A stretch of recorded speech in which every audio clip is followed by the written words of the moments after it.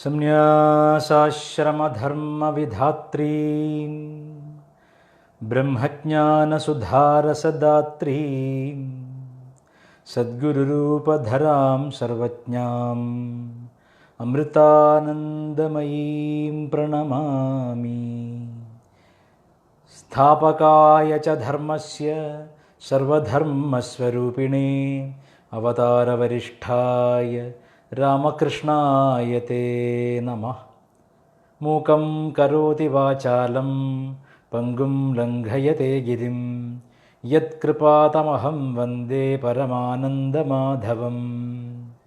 ബ്രഹ്മചര്യവ്രതീ ദണ്ഡീ സർവവേദാന്തപണ്ഡിതഃ ശ്രീമദ്വിവേകയോഗീ മാം പ്രചോദയതു സർവദാ.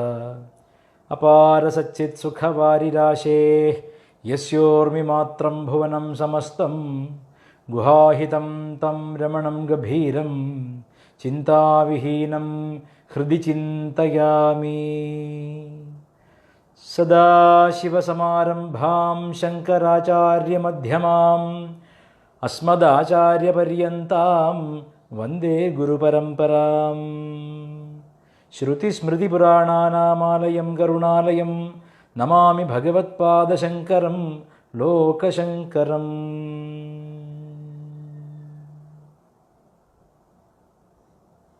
ജയ ജയ ശങ്കര ഹര ഹര ശങ്കര, ജയ ജയ ശങ്കര ഹര ഹര ശങ്കര, ജയ ജയ ശങ്കര ഹര ഹര ശങ്കര, ജയ ജയ ശങ്കര ഹര ഹര ശങ്കര. നമസ്കാരം സുഹൃത്തുക്കളെ, മറ്റൊരു സുദിനത്തിലേക്ക് നമ്മൾ പ്രവേശിച്ചിരിക്കുകയാണ്. ഇന്ന് നമുക്ക് അതിപ്രധാനങ്ങളായ ഏതാനും ശ്ലോകങ്ങളെ കാണേണ്ടതുണ്ട്. ഇന്നലെ ഞാൻ പറഞ്ഞിരുന്നു,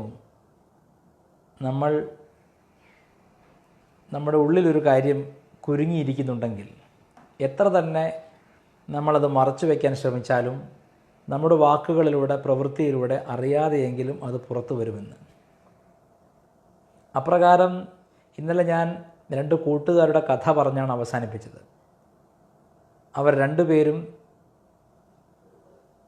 സുഹൃത്തുക്കളാണെങ്കിലും ഒരാളുടെ ഉള്ളിൽ മറ്റേയാൾ ദരിദ്രനാണെന്ന ബോധമുണ്ട്. ഒരാളുടെ ഉള്ളിൽ മറ്റേയാൾ അപമാനിക്കപ്പെടണമെന്ന ആഗ്രഹമുണ്ട്. അത് പുറത്ത് കാണിക്കുന്നില്ലെങ്കിലും അങ്ങനെ ആണ് അത് സംഭവിച്ചത്. ഇന്നലെ നമ്മൾ പരിശോധിച്ച ശ്ലോകവും ഏതാണ്ട് ആ അർത്ഥത്തെ കാണിക്കുന്നതാണ്. അപര്യാപ്തം തദസ്മാകം ബലം ഭീഷ്മാഭിരക്ഷിതം പര്യാപ്തം ത്വിദമേതേഷാം ബലം ഭീമാഭിരക്ഷിതം.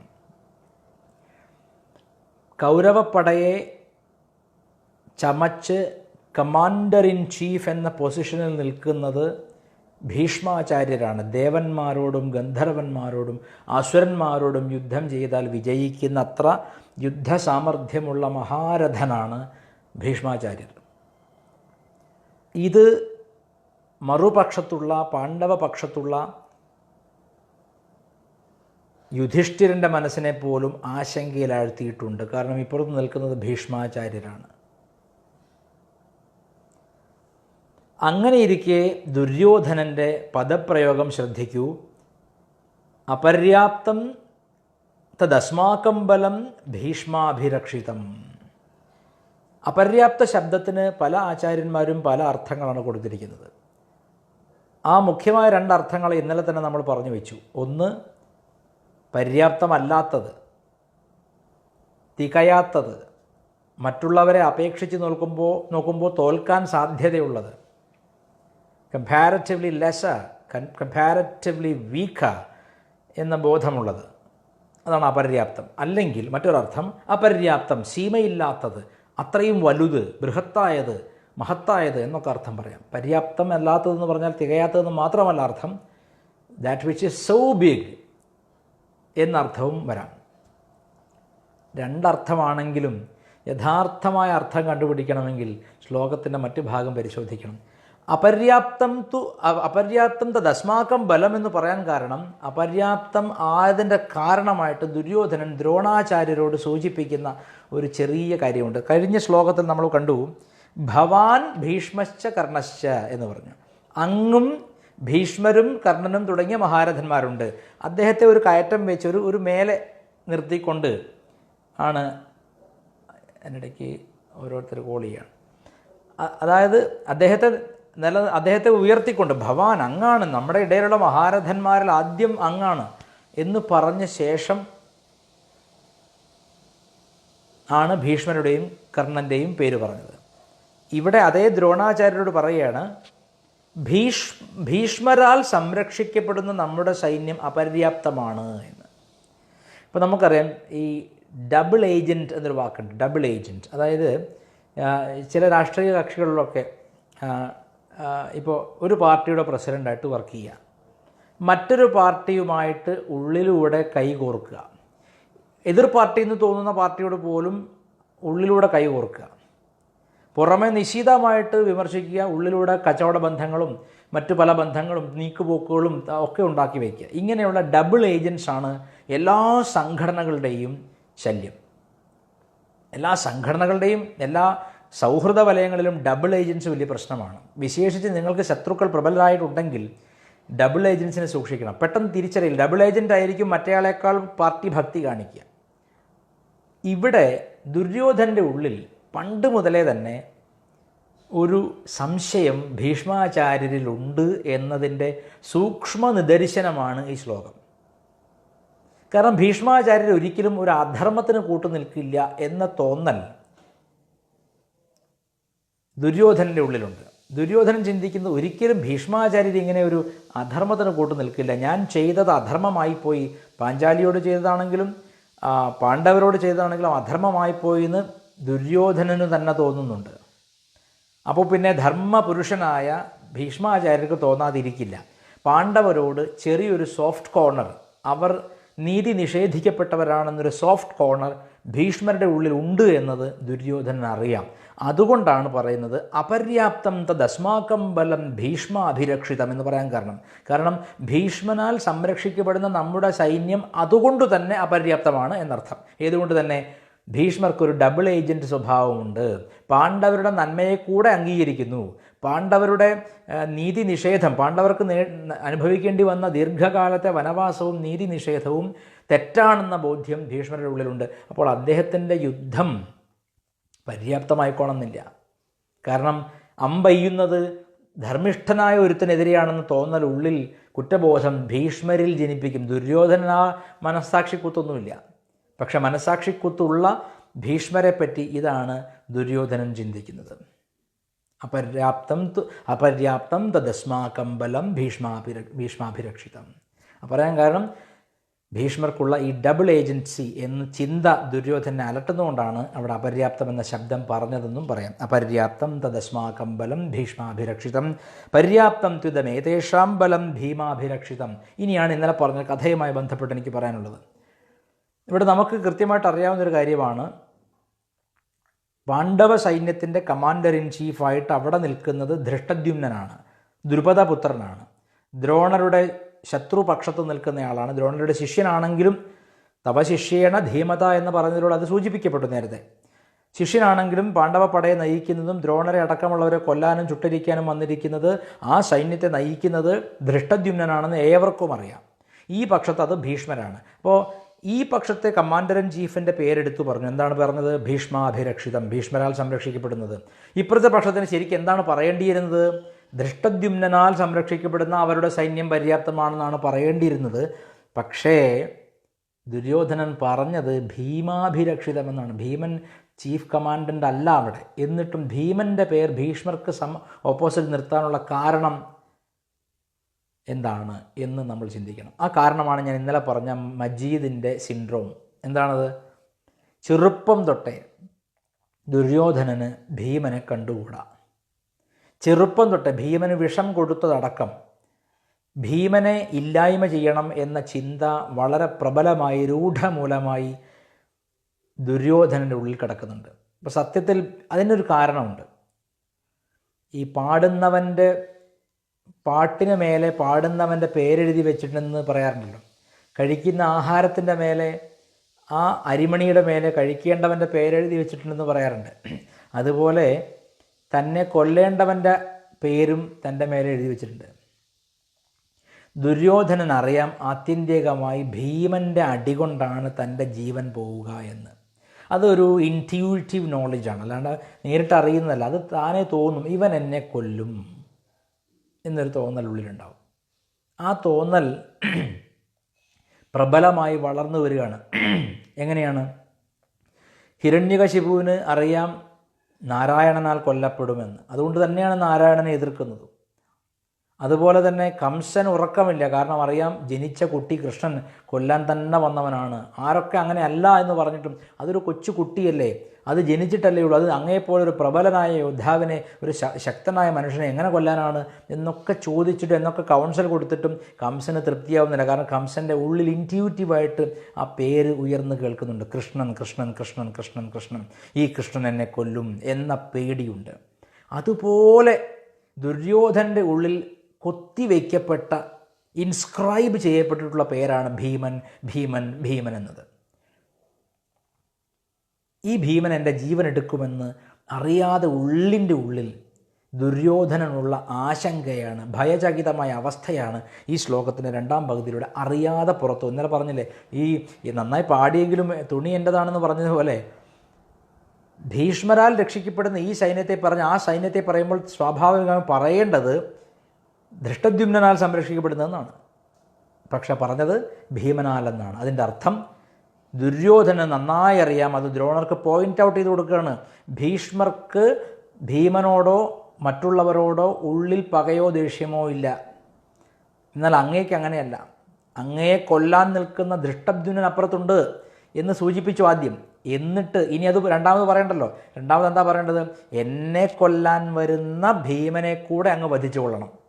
ആ സൂചന കൊടുക്കുകയാണ്. കുമന്ത്രണമാണിത്,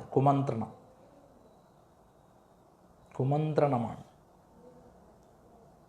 ഒരിക്കൽ ഞാനിത് ഒരു 5 വർഷമായി തോന്നുന്നു, ഒരു വീഡിയോയിൽ ഇങ്ങനെ ഒരു ഗുരു, ലോകപ്രസിദ്ധനായ ഒരു ജീവിച്ചിരിക്കുന്ന ഒരു ഗുരു, അയാളോട് ഒരു ശിഷ്യൻ ചോദിച്ചു, ഗുരുജി അങ്ങയുടെ അഭിപ്രായത്തിൽ ഈ അഘോരികളെ പറ്റി എന്താണ് അങ്ങേക്ക് പറയാനുള്ളത്? ഉടനെ ഇങ്ങേരുടെ മുഖം എന്തോ കൈപ്പക്കയുടെ ജ്യൂസ് കുടിച്ച പോലെ നായി. എന്നിട്ട് പറയുകയാണ്, നമ്മൾ ഈ അഘോരികളെ പറ്റിയൊന്നും പറയാത്തതാണ് നല്ലത്, അയ്യേ അതിലേക്കൊന്നും പോകണ്ടെന്ന്. എനിക്ക് അപ്പോൾ തോന്നിയത് നല്ല ദണ്ഡ എടുത്തിട്ട് ഒരു ശിരോമാർ അടിക്കാനാണ് അയാളെ, തലയ്ക്കൊന്ന് കൊടുക്കാൻ തോന്നി. കാരണം ഇത്ര വിഡ്ഢികളൊക്കെയാണ് ഇവിടെ ഇരിക്കുക. അഘോരം എന്താണ്, ആരാണ് അഘോരി എന്നറിയാത്തവൻ. അപ്പോൾ അവൻ്റെ ഉള്ളിൽ ആ പേടിയുണ്ട്, ഒരു അഘോരിയാൽ അവൻ്റെ പേര് കെട്ടുപോകുമെന്ന്. അതായിരിക്കും അത്, അതാണ് അതിൻ്റെ കാരണം. ഇതുപോലെ ഇത് പറഞ്ഞപ്പോൾ അതാ ഓർമ്മ വന്നത്. ഭീമൻ എന്ന് പറഞ്ഞാൽ ഒട്ടും പഥ്യമല്ല ദുര്യോധനൻ, ചെറുപ്പം മുതലേ. അതിന് കാരണം എന്താണ്? ഈ ഭീമൻ തൻ്റെ ജീവൻ എടുക്കുമെന്ന സൂക്ഷ്മമായ ബോധമാണ്. അത് ഭീഷ്മരാൽ ചെയ്യപ്പെടില്ല. ഭീഷ്മർ ഒരിക്കലും ഭീമനെ ഇല്ലായ്മ ചെയ്യാൻ നിന്നുകൊള്ളണമെന്നില്ല. കാരണം അദ്ദേഹത്തിൻ്റെ ഇൻട്രസ്റ്റ് എപ്പോഴും പാണ്ഡവരുടെ കൂടെയാണെന്നറിയാം, നമ്മുടെ സൈന്യത്തിൻ്റെ നേതാവാണെങ്കിലും. അതുകൊണ്ട് കൃത്യമായിട്ട് ഓതിക്കൊടുക്കുകയാണ് ദ്രോണർക്ക്, ഇതാ എന്നെ കൊല്ലാൻ വന്നിട്ടുള്ള ഭീമൻ അവിടെ നിൽക്കുന്നുണ്ട്, അവനെ അങ്ങ് ശരിപ്പെടുത്തണം എന്ന് എടുത്തു പറഞ്ഞു കൊടുക്കുകയാണ്. അതാണ് ഇവിടെ പറഞ്ഞത്. പര്യാപ്തം എന്ന് പറഞ്ഞാൽ എന്നെ കൊല്ലാൻ പര്യാപ്തം എന്നാണ് അതിൻ്റെ സൂക്ഷ്മമായ അർത്ഥം. ദുര്യോധനെ കൊല്ലാൻ ഭീമന് സാധിക്കും, ദുര്യോധനൻ അറിയാം. ഉള്ളിലെ പേടി അറിയാതെ പുറത്തു ചാടിപ്പോയി, ഇവനെ കൊല്ലണം അങ്ങ് എന്ന സൂചനയും കൊടുത്തു. ഭീഷ്മർ അത് ചെയ്യില്ല, കാരണം ഭീഷ്മർ ഡബിൾ ഏജൻ്റ് ആണെന്ന ദുസ്സൂചനയും ദ്രോണർക്ക് കൊടുത്തു കഴിഞ്ഞു. അപര്യാപ്തം തദസ്മാകം ബലം ഭീഷ്മാഭിരക്ഷിതം പര്യാപ്തം ത്യുതമേതേഷാം ബലം ഭീമാഭിരക്ഷിതം. ഇതാണ് ആ ശ്ലോകത്തിൻ്റെ അർത്ഥം. 9:35 അല്ലേ, നമ്മൾ 9 കാലിലല്ലേ തുടങ്ങി അല്ലേ.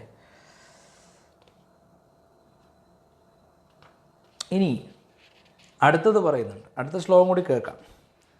അയനേഷു ച സർവേഷു യഥാഭാഗമവസ്ഥിതാ ഭീഷ്മമേവ അഭിരക്ഷന്തു ഭവന്തഃ സർവ ഏവ ഹി. നിങ്ങളെല്ലാവരും സൈന്യത്തിനുള്ളിൽ പ്രവേശിപ്പാനുള്ള എല്ലാ മാർഗങ്ങളെയും അവരവരുടെ സ്ഥാനത്ത് നിന്ന് അടച്ചുകൊണ്ട് ഭീഷ്മം ഏവ അഭിരക്ഷന്തു, ഭീഷ്മരെ തന്നെ എല്ലാ ഭാഗത്തു നിന്നും സംരക്ഷിച്ചു കൊള്ളണം, ഭീഷ്മരെ തന്നെ കാത്തുകൊള്ളണം. അതെന്തിനാണ് പറഞ്ഞത്? ഭീഷ്മരുടെ ജീവന് അത്ര വിലയുള്ളതുകൊണ്ടല്ല. ദുര്യോധനനെ സംബന്ധിച്ച് ഭീഷ്മർ ധർമ്മപക്ഷത്ത് നിൽക്കുന്ന ആളാണ്. തനിക്ക് വേണ്ടി എത്രത്തോളം കരുതലോടെ യുദ്ധം ചെയ്യുമെന്ന് ഉറപ്പില്ല. പക്ഷെ എന്നാലും ഭീഷ്മരെ രക്ഷിക്കണം എന്ന് പറയാൻ കാരണം എന്താണ്? കാരണം ഭീഷ്മർക്ക് വാക്കിന് വിലയുണ്ട്.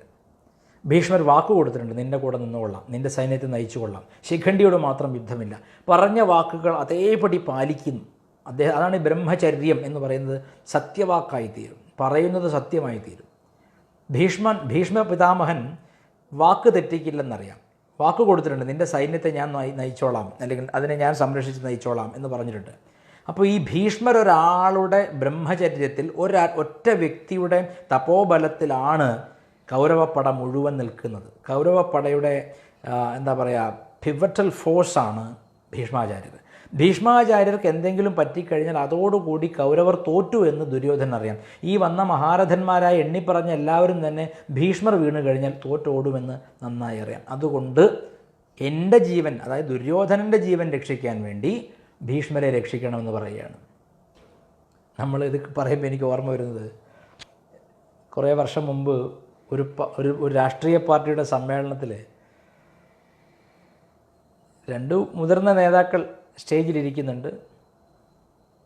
അപ്പോൾ ഒരു മുതിർന്ന നേതാവ് സംസാരിച്ചുകൊണ്ടിരിക്കുമ്പോൾ കുറേ കുടിയന്മാർ വന്നിട്ട് ബഹളം ഉണ്ടാക്കിയിട്ട് കുപ്പി വലിച്ച് അദ്ദേഹത്തിന് നേരെ എറിഞ്ഞു. 2-3 കുപ്പി എറിഞ്ഞു.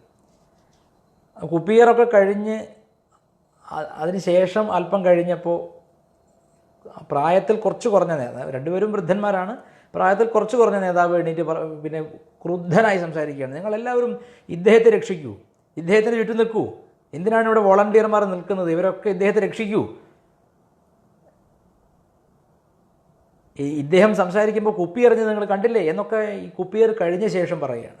അപ്പോൾ എനിക്ക് ഈ സന്ദർഭമാണ് ഓർമ്മ വന്നത്. അതായത് ഈ പിതാമഹൻ അവിടെ ഇരുന്നാലേ എനിക്ക് ഭരണത്തിൽ കയറാൻ പറ്റൂ. എൻ്റെ ജീവിതം, എൻ്റെ കാര്യം, എൻ്റെ പൊളിറ്റിക്കൽ കരിയർ രക്ഷപ്പെടണമെങ്കിൽ ഇയാളുടെ പരിശുദ്ധിയും സത്യസന്ധതയും എനിക്ക് ഉപയോഗിക്കേണ്ടതുണ്ട്. അതുകൊണ്ട് ഇയാൾ സംരക്ഷിക്കപ്പെടണം, അല്ലാതെ അയാളുടെ ജീവൻ എനിക്ക് വരേണ്ടതായിട്ടല്ല. ഇത് നിങ്ങൾക്കെല്ലാം അറിയുന്ന സംഭവമായതുകൊണ്ട് ഞാൻ കൂടുതൽ പറയണ്ട. എന്തായാലും ഈ പറഞ്ഞതിലൊക്കെ ഇങ്ങനത്തെ ഈ മഹാഭാരതം 2020 പ്രസക്തമാണെന്ന് പറയാൻ കാരണം ഇത്തരം സൂക്ഷ്മമായിട്ടുള്ള പല കാര്യങ്ങളും നമ്മുടെ ജീവിതത്തിൽ ഓരോ നിമിഷവും നടമാടുന്നുണ്ട് എന്ന് ഓർമ്മിപ്പിക്കാനാണ്. അപ്പോൾ അതുകൊണ്ട് ആ ശ്ലോകം കൂടെ നോക്കിയിട്ട് അതിൻ്റെ അർത്ഥം കുറച്ചുകൂടി പറയാനുണ്ട്. നാളെ നമുക്കത് പറയാം. ഒരു ചെറിയ പാട്ട് ഞാൻ എഴുതിയതാണ് കേട്ടോ. ഞാൻ എഴുതിച്ച 2 വരിയുള്ളൂ.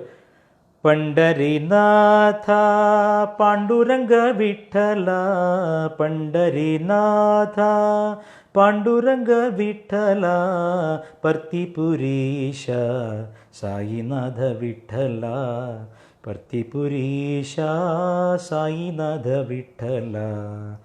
पंढरीनाथ पांडुरंग विठ्ठल, परतीपुरीश साईनाथ विठ्ठल.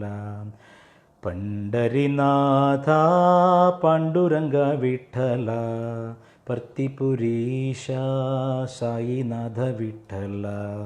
साईनाथ विठ्ठल पांडुरंग विठ्ठल, साईनाथ विठ्ठल पांडुरंग विठ्ठल.